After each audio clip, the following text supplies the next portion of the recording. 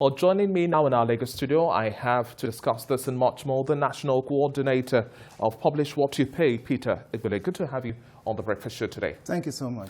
Now, let's start off with the stance of PENGASSAN at this point in time. These arrears must be paid, and the mandate of the IPPIS is to ensure that we have transparency. How do we tally this together and bring to the fore the line of communication we've had with the union as well as the federal government? Well, let me bring it into perspective for our listeners to understand. The union, they are not saying that they are not willing to go with IPPIS, like you said. What they are saying, and we understand, that is the sector they operate in has some peculiarities. The way you calculate the payment of other sectors is not the way they calculate their own payment. And what they have found out is that the IPPIS negates some of the very critical ingredients of the calculation of their payment. For instance, if somebody goes offshore, there are certain payments that must be made. So that is why they are saying that, look, they are not interested in whatever platform the government is using. Remember that they have introduced GiveMix. The GiveMix platform was tested by CBN, certified by the World Bank as being okay. It went through a lot of processes. The oil subsector approved it as being able to capture some of those integral payments that goes with their basic salaries, right? So what they are asking for is that government should come to them, make a demonstration of the IPPIS so that they are sure that it's capturing those other integral payments that are peculiar to their own operation, to their own sector. So in my own opinion, this is very simple. Do you understand the body language of government at this point in time? PENGASSAN says that so far the committee has not taken seriously the lines of communication and engagement they've been bringing forward to the table, and they've not even attended some meetings. Well, we've observed a lot of this in the past.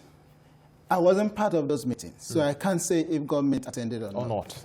But what we have observed over the years is that government, a lot of times they go into agreement, they don't keep those agreements.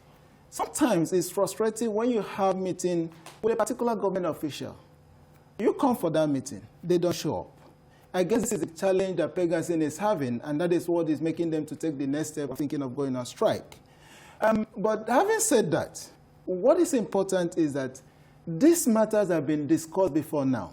It is not about the meetings, the present meetings is a last-ditch effort to resolve the lingering issues. Remember that this issue has been here for about 4 years, 6 years now, about 2014. This is 6 years running. There has been a lot of meetings. So PENGASSAN is also saying, okay, we are willing to go back and discuss this. We are willing to have you come and demonstrate this IPPIS. But you schedule meetings, you don't appear.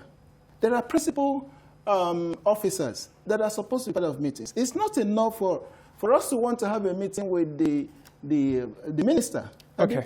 What impact do you think this industrial action would have? NUPENGA said, well, we're not going to join in, but is encouraging government to also renegotiate. And we also have the NNPC coming out to say, well, Nigerians, there's no need for panic buying. We have enough to settle the yield tide, enough of stock to take us through the yield tide and then beyond.